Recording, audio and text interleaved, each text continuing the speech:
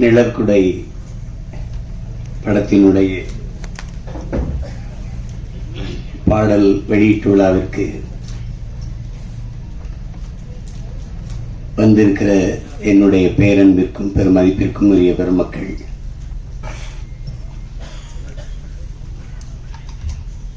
இந்த நிகழ்வை உலகெங்கும் வாழுகிற உறவுகளுக்கு கொண்டு போய் சேர்க்க இருக்கிற அச்சு ஊடக, காட்சி ஊடக என் அன்பு உறவுகள், இவ்வளவு நேராகியும் இன்னும் அரங்கை நிறைத்து அமர்ந்திருக்கிற என் அன்புக்கினிய சொந்தங்கள் அனைவருக்கும் என்னுடைய அன்பும் வணக்கமும்.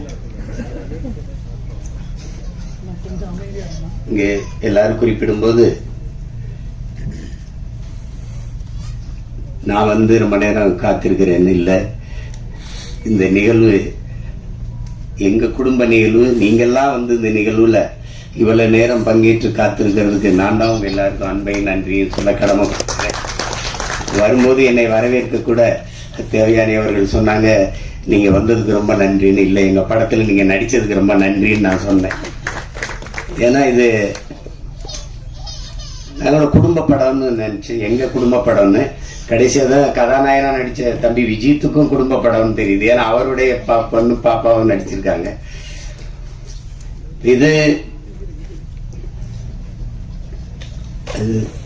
அது என்னுடைய அண்ணன் அதிகமாக நாங்கள் எல்லாம் ஒரு குடும்பம். நாங்கள் ஒன்றா இருந்து பயிற்சி எடுத்து வந்தவங்க. நான் என்னுடைய மைத்துன ராஜா, அதை சிவா ஆறுமுகம் எல்லாம். அப்போ கூப்பிடும்போது நம்ம இது எனக்கு உண்மையிலே தெரியாது தேவயானி அவர்கள் இதில் நடிச்சிருக்காங்கன்ட்டு.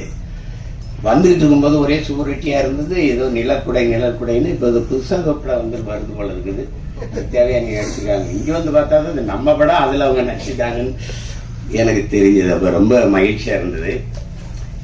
தேவயானி அவர்களுக்கு ஒரு பேசி எல்லாரும் சொன்னாங்க, இவங்க நடிச்சா நல்ல கதை இருக்கும், நல்ல படமா இருக்கும்ட்டு ஒரு மதிப்பு இருக்கு சிலருக்கு. முன்னாடிலாம் அம்மா ரோஜா அவர்கள், அதுக்கப்புறம் எங்க அக்கா ரேவதி போன்றவர்கள், இப்போதைக்கு தேவயானி அவங்க நடிச்சா நல்ல படத்துலதான் நடிப்பாங்க அப்படின்னு ஒரு மக்கள்கிட்ட ஒரு கருத்து பதிவு இருக்கு.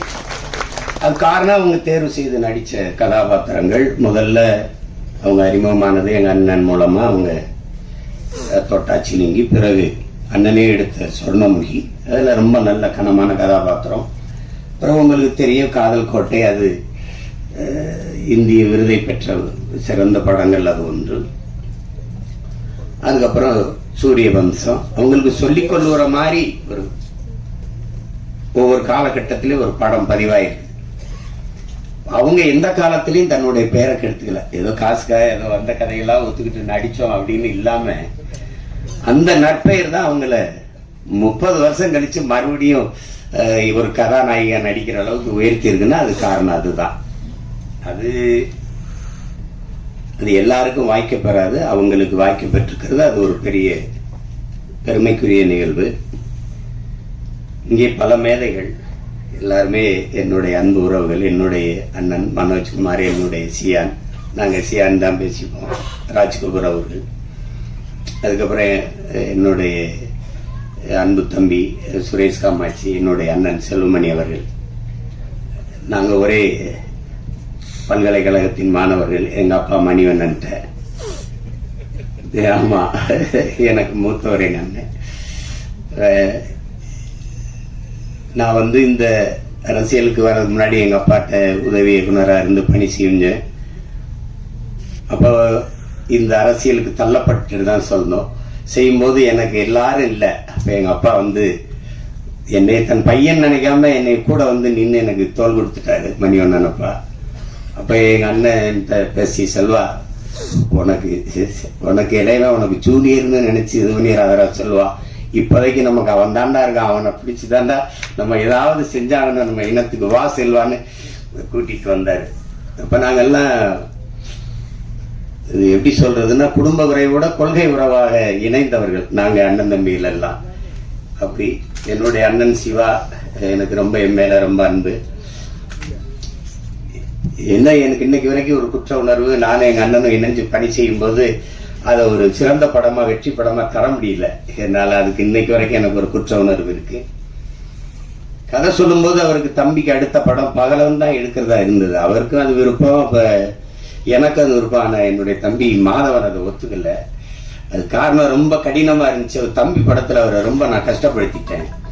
கையெடுத்து கும்பிட்டு அப்படி மறுபடியும் அண்ணா வேணான்னா அப்படி ஒரு கொஞ்சம் இடைவெளி விடுங்கன்ட்டாரு. அப்புறம் இந்த கதையில நடிக்கணும்னாரு. நான் என்ன சரி எடுப்போன்னு எடுத்தேன். தமிழ்லே கொஞ்சம் உரையாடல் எழுதிட்டேன். தம்பியில ஒரு 90 விழுக்காடு தமிழ்ல இருந்தது.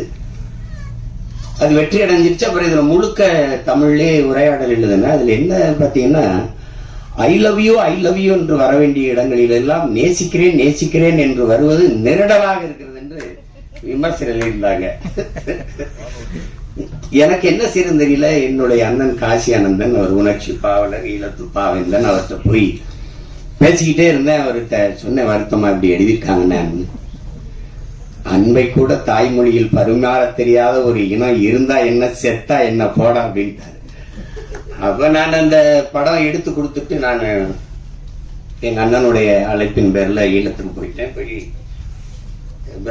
ஒரு வாரம் கழிச்சது பேசிட்டே இருக்கும்போது படம் ஓடலன்னு தெரிஞ்சிடுச்சு. அப்ப யாரோ சொல்லியிருக்காங்க தம்பியோட படம் ஓடல, அதனால ஒரு வருத்தத்தில் இருப்பான் போடுறதுன்ட்டு. அப்ப எந்த சார் கேட்கல, படம் என்னாச்சு, கதை என்ன, யாரோ சொல்லியிருக்காங்க இந்த காதல் கதை அப்படின்னு சொல்லியிருப்பாங்க. அவர் ஆரம்பிக்கும் போதே நமக்கு எதுக்குப்பா பூ கவிதைலாம் ஆரம்பிச்சாரு. காதல்ங்கிறது பருவகால உணர்ச்சி, அது எல்லாருக்கும் இயற்கையில வர்றதானே. தமிழர்களுக்கு இல்லாதது மானம் வீரம் ரெண்டும் தான் கொஞ்சம் குறைவா இருக்கு.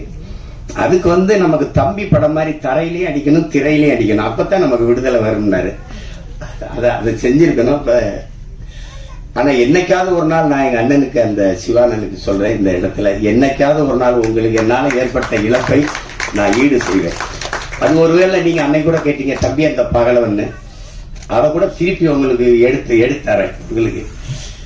அது தவறுதான் நடந்துச்சு. அது ஆனாலும் எங்க அண்ணனுக்கு எனக்கு இருக்கிற அந்த அன்பு பிணைப்பு போல. இப்ப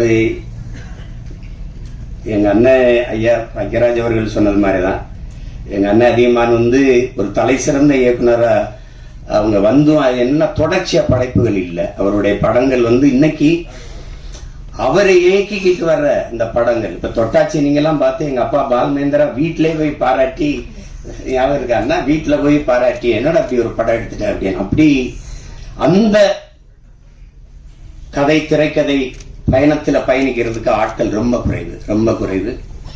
நம்ம கிட்ட ஒரு மேதை சாதாரணமா உட்கார்ந்து இருக்காப்ல. அதுக்கப்புறம் இங்க இருக்கிற என்னுடைய தம்பி பேரரசு தொடர்ச்சியா வெற்றி படங்களா கொடுத்தா. அவங்க வருங்க கூட சொன்னாங்க எல்லா ஊரையும் அறிமுகப்படுத்தினது அவன் தான் என் தம்பி. அதுக்கப்புறம் என் தம்பி ரவி மரியா அதுதான் கதாநாயகனா நடிச்ச விஜித் எனக்கு ரொம்ப தெரியும். ரொம்ப என்னுடைய தம்பி என் தம்பி தமிழ் குமரன். நாங்க ஒரே குடும்பம். தமிழ் நான் ஒரு தாயின் வயிற்றுல பிறக்கலை ஒளியே. ஏன் பிறக்கலைன்னா ஒரு தாயின் வயிறு தாங்காதுன்னு தனித்தனி தாய்க்கு பிறந்தோம். அப்படி நாங்க அந்த எங்க குடும்பத்துல விஜித் ஒருத்தர். விஜித் தான் நடிச்சிருக்கானே எனக்கு உண்மையிலே தெரியாது. வந்தவன கிட்ட நான் தானே கதாநாயகன் நடிச்சிருக்கேன், என்னப்பா சொல்ற, அப்படி எல்லாமே ஒரு வியப்பா இருந்துச்சு எனக்கு. எல்லாம் ரொம்ப மகிழ்ச்சியா இருந்தது. அதுல பாருங்க அவர் நல்லா வரணும். இந்த படத்தை பார்க்கும்போது நான் படம் பார்க்க நேரத்தை அழைக்கும் போது எனக்கு நேரம் ஒத்து வரல, கிடைக்கல. இது இப்ப அதனால நான் படத்தை முதல்ல பார்க்க போட்டு காட்டு அதை வச்சு பேசிடுறேன்னு. எங்க அண்ணைய செல்வமணி இவங்கெல்லாம் குறிப்பிட்டு பேசுன மாதிரி அது ஒளிப்பதிவு செய்த நம்ம குருதேவ் அவர் வணங்கான்லயே ரொம்ப சிறப்பா பண்ணியிருந்தாரு. ரொம்ப அருமையான ஒளிப்பதிவு. அப்ப இந்த இசை இப்படி ஒரு படத்துக்கு, இப்ப ஒரு பெரிய ஆடல் பாடல் படம் அடிதடி படம்னா சமாளிச்சிடலாம். குடும்ப கதையில் மென்னுணர்வை நகர்த்துற படங்களுக்கு இசையமைக்கிறதுங்கிறது ரொம்ப கடினம். அதை ஒரு இளைய பிள்ளை நவீன் பாலகுமார் செஞ்சிருக்காருங்கிறது ரொம்ப பாராட்டுக்குரியது. அது மனதில் நிக்கிறது போல மெல்லிய இசையால் வருடனுங்கிறது ரொம்ப கடினம். இசைங்கிறது இப்ப ஒலிகளின் குவியல் தான். இந்த ஒலி செவியில போய் நின்றுச்சுன்னா அது இல்ல, அது உள்ள போய் இதயத்தை வருடிச்சுன்னா அது இசை ஆயிடுது. அப்படி ஒரு இசையை தந்த ஒரு இளவல், அவருக்கு என்னுடைய அன்பும் வாழ்த்துக்களும். பாடல் வரிகளை தந்த அவங்க ஒரு பெண்மகள். ரொம்ப நாளைக்கு அப்புறம் ஒரு பெண் கவிஞராக வர்றதை நம்ம பார்க்கும்போது ரொம்ப பெருமையா இருக்கு. உங்களுக்கு பெரிய இடம் காத்திருக்குது. நல்ல வரிகளை அழகாக எங்க அண்ணன் அவ்வளவே நினைவில் வச்சு எங்க அண்ணன் மனோஜ்குமார் அவர்கள் சொல்லிட்டாங்க. ஆமா, நரேன் பாலகுமார் நரேன் பாலகுமார் அவர்கள் நல்லா செஞ்சிருக்கீங்க. வாழ்த்துக்கள். நாங்கள்லாம் திரையுலகில் இருந்து வந்திருக்கோம். எங்களுடைய மேட்டூர் சட்டமன்ற உறுப்பினர் அவர் எங்களுடைய அன்புக்காக இந்த விழாவுக்கு வந்திருக்கிறார்.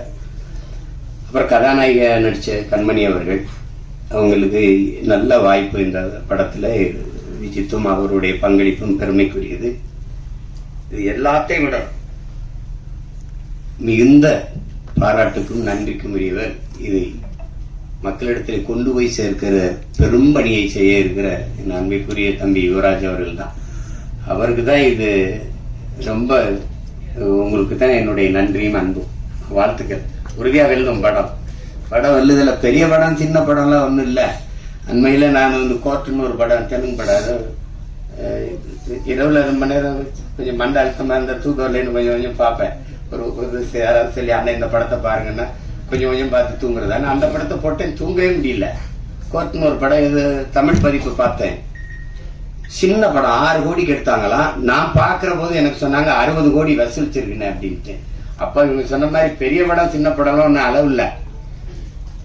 ஓடுற படம் ஓடாத படம் தான். இப்ப என்னுடைய தம்பி நம்ம ஜேஎஸ்கே எடுத்திருக்க ஃபயர்னு ஒரு படம், அன்னைக்கு எங்க அண்ணன் எல்லாம் சொன்னாங்க பார்த்தேன். ரொம்ப குறைந்த முதலீடு, ரொம்ப நல்ல லாபம் அடைஞ்சிருச்சு. அதனால மிகப்பெரிய நட்சத்திரங்கள் நடிச்ச படமும் தோத்துருக்குது. சாதாரண படங்கள்லாம் வென்றிருக்குது. அதனால நம்ம படம் வெல்லும். நீங்க ஒன்னும் யோசிக்கிறீங்க. திரையரங்குல சின்ன படத்துக்கு முக்கியத்துவம் கொடுக்கணும் அப்படின்னு. இன்னைக்கு சூழல் சரியில்லை, நமக்கு ஒரு சூழல் வருது.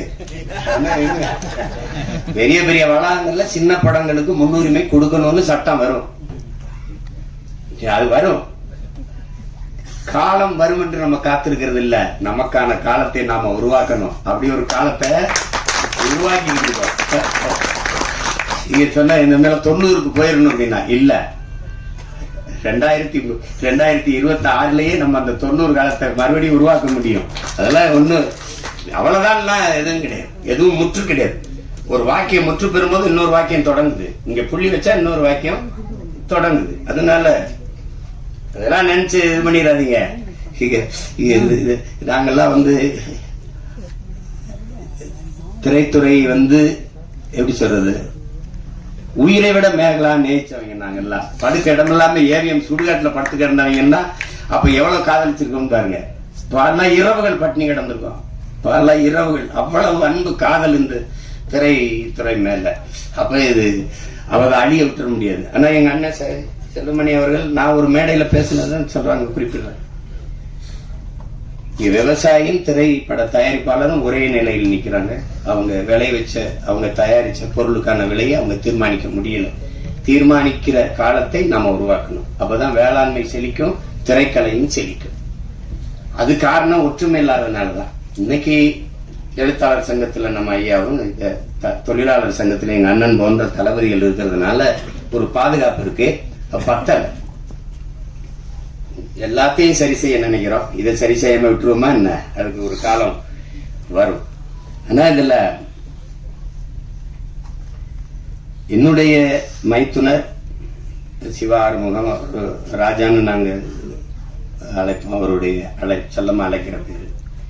நாங்க ஒரே குடும்பமா வந்தவர், கடுமையான உழைப்பாளி. என்ன இருந்தாலும் அந்த நேசித்து வந்த திரைத்துறையை விட்டு வெளியேறல. அது ஒரு பெரிய அதுக்கு அவருக்கு பெரிய பாராட்டு. சிலர் விட்டுட்டு போயிடுவாங்க, ஆனா விடல. அப்ப படம் எடுக்க ஆள் இல்ல, சரி நம்மளே எடுப்போம். அதெல்லாம் அது ஒரு போர் தான். அது அப்படிதான் சொல்லணும். அது ஒரு தவம் தான் சொல்லணும். புலம்பிக்கிட்டு நிக்கல, யாரும் வரல, யாரும் எடுக்கல, இது அப்படிலாம் இல்லை. ஒரு அதுக்காக அவர் துணிஞ்சு தயாரிச்சதுக்கு, அதை துணிஞ்சு நாம வெளியிடணும். அந்த யுவராஜுக்கு 2 பேருக்கு என்னுடைய பாராட்டுகள். நான் என் மைத்துனர் சொல்லுவேன், இயக்குனர் சிவா ஆறுமுகத்தோட தயாரிப்பாளர் சிவா ஆறுமுகத்துக்கு தான் என்னுடைய பாராட்டுகள். அதுதான் ரொம்ப ரொம்ப பெருமைக்குரியது. அப்ப இங்க எது ஒன்று எளிதா கிடைச்சிருக்கு, ஒன்னும் வந்தவொன்னே யாருக்கும் வந்தது இல்லை. ஒண்ணுதான், எவ்வளவுதான் திறமை இருந்தாலும் வாய்ப்பு இல்லை என்றால் அது பயனற்றது. இங்க நிறைய திறமையான கலைஞர்கள் வாய்ப்பின்றி இருக்கிறாங்க. அதுல இன்னைக்கு புதியவர்களை, தம்பி விஜித்தை, கண்மணி போன்றவர்களை, 2 அன்பு செல்வங்களை எல்லாம் பார்க்கும்போது ரொம்ப தேவையானி அவர்களே வியந்து பாராட்டுறாங்க. அந்த குழந்தை அவ்வளவு அருமையா நடிச்சு என்னுடைய கைக்குட்டை ராணியிலே நான் நடிக்க வச்சேன் அப்படின்னா அதெல்லாம் பெரிய வியப்பா இருக்கு. அப்படிதான் நினைக்கும்போது இந்த விழாவில பங்கேற்றதுல எனக்கு பெரிய மகிழ்வு, மன நிறைவும் இருக்கு. தேவையானி அவர்கள நாங்க திரைப்பட நடிகையா பார்க்க முடியாது. எங்க வீட்டு மருமகள், எங்க வீட்டு பெண், அப்படிதான் நாங்க பார்ப்போம். எங்க குடும்பத்துல ஒருத்தராக தான் பார்ப்போம். அதே மாதிரி எங்க அண்ணன் பொண்ணு வனிதா வந்திருக்காங்க. வனிதாட்ட எனக்கு பிடிச்சது அந்த துணிவு, நினைக்கிறது செய்யணும். அந்த துணிவு எனக்கு பிடிக்கும். அது அவங்களுக்கு பாராட்டி. ஏன்னா நான் அந்த குடும்பத்துல ஒருத்தன், அண்ணன் விஜயகுமார் அண்ணன் எனக்கு ரொம்ப பிடிக்கும். நான் அவங்களுக்கு தனித்த அன்பு. அதுல படத்தொகுப்பாளர், கலை இயக்குனர் விஜயானந்த், படத்தொகுப்பாளர் எல்லாருக்குமே என்னுடைய அன்பும் பாராட்டுகளும். எல்லாரையும் சொல்லிட்டேன்னு நினைக்கிறேன், ஏறக்குறைய சொல்லிட்டேன். தர்ஷன் வாங்க மாப்பிள்ள, இவரு என் மைத்தனுடைய மகன் தர்ஷன் சிவா. இவர் அறிமுகம் செஞ்சிருக்காரு. ஆனா அந்த படத்துல பார்த்ததுக்கு இதுக்கு நேர வித்தியாசம் இருக்கு. காரணம் அதுல ஒரு பெரிய மீசையை வச்சு கொண்டாரு. அதனால இவரை அறிமுகம் செய்வதில் நான் ரொம்ப பெருமை அடைகிறேன். எல்லாரும் வாழ்த்துக்கள் உங்களுக்கு. எல்லாரும் இப்படி வந்தவங்க தான்.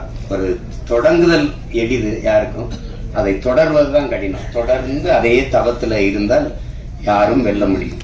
அப்படிப்பட்ட கலைஞர்கள் இங்க நிறைய அப்படி வென்றிருக்காங்க. இன்னைக்கு வரைக்கும் நான் சொல்வேன், இன்னைக்கு அப்ப நான் நேர்ல ஐயா ரஜினிகாந்த் அவர்கள பார்த்தேன். துரத்தெல்லாம் பார்த்திருக்கோம். அப்ப நேர்ல 2.25 மணி நேரம் 2.5 மணி நேரம் போயிட்டு இருக்கோம். அவருக்கு இருக்கிற இந்த ஆர்வம், இவ்வளவு படம் நடிச்சு இவ்வளவு சாதிச்ச பிறகும் புதிதாக ஒன்றை தெரிந்து கொண்டதுல அவருக்கு இருக்க ஆர்வத்தை பார்க்கும்போது இவர் ஏன் ஜெயிக்க மாட்டாரு அப்படின்னா நமக்கு தோணுது. என்னை ஈர்க்க வச்சுட்டு சிமத்துல வந்துடுறேன் அப்படின்னு போகும்போது அதே அந்த படத்துல பாக்குற மாதிரி அதே வேகம் நடை, அதே வேகத்தை பார்க்கும்போது இவ்வளவு சுறுசுறுப்பா அவரு சோம்பேறிகளை கூட அவர் இயங்கிறத பார்த்தா இயங்கிடுவான். அப்படி ஒரு அது அவரு அந்த தேடலும் அந்த வெறியும் இருக்கிற ஒவ்வொருத்தனும் உச்சத்தை தொடலாம், சாதிக்கலாம். அதுல சாதாரணம் இல்லை. அப்படி வந்ததுல அதுல இவ்வளவு பேரு இந்த படைப்புல பங்கேற்றிருக்காங்க. குறிப்பா இதுக்கு பிதா மகனா இருந்து பீசுமரா இருந்து வாழ்த்திட்டு இருக்கிறது எங்க அண்ணன் அதிகமா. அவரு இப்ப படம் இயக்கிட்டு இருக்காரு. என் தம்பி சுரேஷ் காமாட்சி தயாரிச்சிட்டு இருக்காரு. அது சிறந்த படைப்பா வந்துகிட்டு இருக்கு. ரேவதி அக்கா நடிச்சிட்டு இருக்காங்க. அதுமே இது போல ஒரு குடும்ப பாங்கான ஒரு படம் தான். படத்தை பார்க்கும்போது தாய்மையை சொல்லுது. எந்த குழந்தையும் நல்ல குழந்தைதான் மண்ணில் பிறக்கையிலே, பின்பு நல்லவராவதும் தீயவராவதும் அன்னை வளர்ப்பதில்லைன்னு இருக்கு. ஒரு குழந்தைக்கு முதல் ஆசிரியை அதனுடைய பெற்றோர்கள் தான், அதனுடைய தாய் தான். சொல்றாம பாருங்க, ஒருத்தன் உலகத்தின் எல்லா செல்வங்களையும் ஒரு தட்டிலையும் தாயின் பேரன்பை ஒரு தட்டிலையும் வச்சா தாயின் பேரன்பு இருக்கிற தட்டு தான் தாழ்ந்து இருக்குன்றான். நீங்க எவ்வளவு உயரத்துக்கு வேணாலும் போங்க, எவ்வளவு ஒரு உயரத்திற்கு வேணாலும் போங்க, உங்களை பார்த்து பொறாமைப்படாத ஒரே உயிர் உலகத்தில் உண்டென்றால் அது உங்களை பெற்ற தாய் தாங்கிறான். உங்க மனைவி விட இப்ப 4 பேர் நம்மள படம் எடுக்கும்போது பார்த்தா கொஞ்சம் அதிகமா தீதே அப்படி இருக்கும். அது பிரச்சனை அது. ஆனா தாய் இல்லைன்னா நபிகள் சொல்லுவாரா, சொர்க்கத்தை எங்கேடா தேடிட்டு இருக்க, அது உன் தாயின் காலடியில இருக்குடாங்கிற. ஆபிரகாம் சொல்றா, நான் இதுவரை பெற்ற எல்லா புகழுக்கும் இனிமேல் பெறப்போகிற புகழுக்கும் என்னை பெற்ற தாய்தான் காரணம்ங்கிறான். அது ஒன்னும் சொல்றதுக்கு இல்ல. தாயின் பேரன்பின் கிணை அபிசாமித்தர் அவர்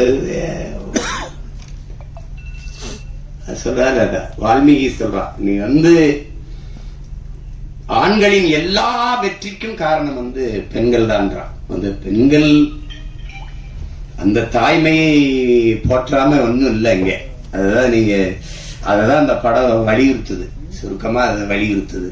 அந்த தாய்மையை தாங்கி நிற்கிற தகுதி அந்த கதாபாத்திரத்தை ஏற்றிருக்கிற நம்ம தேவயானி அவர்களுக்கு இருக்கு.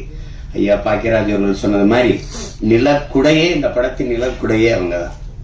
அது அவங்க போதும் தொடக்க காட்சிக்கு திரையரங்குக்கு மக்களை அழைச்சிட்டு வர அவங்க ஒரு படம் போதும். அதுக்கப்புறம் உள்ள வந்தால் பார்த்த எல்லாரும் நிறைவா சொல்றாங்க, எனக்கு பார்க்கிற வாய்ப்பை நான் பெறல, ஆனா விரைவில் நான் பார்த்துட்டு அதுக்கான வாழ்த்தை நான் எழுதுறேன். படத்துல பங்கேற்ற அனைத்து கலைஞர்களுக்கும், பின்னிருந்து உழைத்த அனைத்து தொழில்நுட்ப கலைஞர்களுக்கும், இவ்வளவு நேரம் இந்த நிகழ்வை பதிவு செய்து கொண்டிருக்கிற அச்சு, காட்சி, ஊடக என் உறவுகள், இங்கே அரங்கை நிறைத்து அமர்ந்திருக்கிற என் அன்பு சொந்தங்கள், விழாவிலே பங்கேற்று வாழ்த்தி அமர்ந்திருக்கிற பெருமக்கள் எல்லோருக்கும் என்னுடைய அன்பும் நன்றியும் வணக்கம்.